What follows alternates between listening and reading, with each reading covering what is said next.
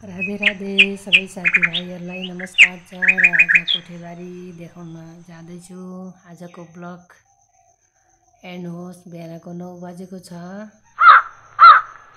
यहाँ के छन् त कोठेबारीमा तामुलका रुख पनि छन्।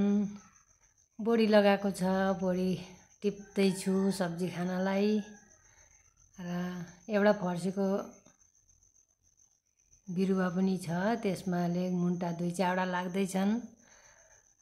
मुन्टा पनि टिपेर सब्जी खाँदैछौँ, हेर्नुहोस्। र निगुरो पनि छ, निगुरो फर्सीका टुप्पा बोडी सबै मिसाएर पकाएको सब्जी क्या टेस्टी हुन्छ, बहुत मिठो लाग्छ। र म चाहिँ सबै थोक मिसाएर पकाउँछु, एक थोक मात्रै पकाएर खान राम्रो लाग्दैन। सबै मिसाएर पकाएको सब्जी चाहिँ साह्रै मिठो लाग्छ। र हेर्नुहोस्, यो कोठेबारी हो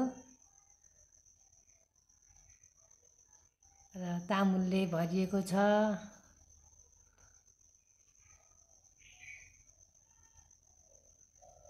फर्सीका टुप्पा 2-4 एउटा बोट छ, 2-4 कहिलेकाहीँ खान भइरहेको छ।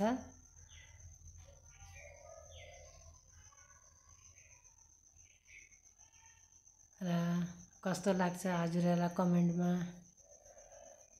भनिदिनुहोस्। हेर्नुहोस् त, अब यो तामुलबारीमा निगुरो पनि छ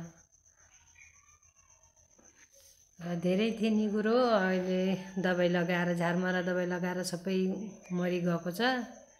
कहाँ भुल्का भुल्की छ, अलिअलि 2-4 टिपुन टापुन पारेर खाना भइरहेको छ।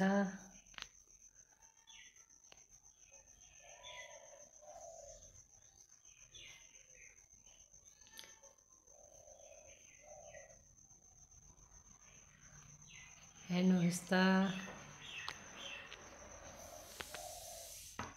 कोठेबारीमा निगुरो पनि टाढा टिप्न जानु पर्दैन, नजिकै अलिकति राखेको छ। जङ्गलमा कहाँ जानु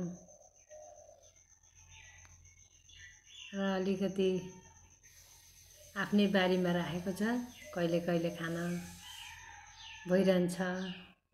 र राम्रो हो निगुरामा, त्यसमा भिटामिन पनि हुन्छ, अर्ग्यानिक हो, त्यहाँ खारहरू केही पनि लगाएको हुँदैन। यो त्यसै खार नलगाए पनि जताततै कति राम्रो फैल्याउँछ। र जहाँ निगुरो हुन्छ त्यहाँ चाहिँ मलिलो माटो हुन्छ भन्छन् अघिका बुढाबुढी पनि। र निगुरो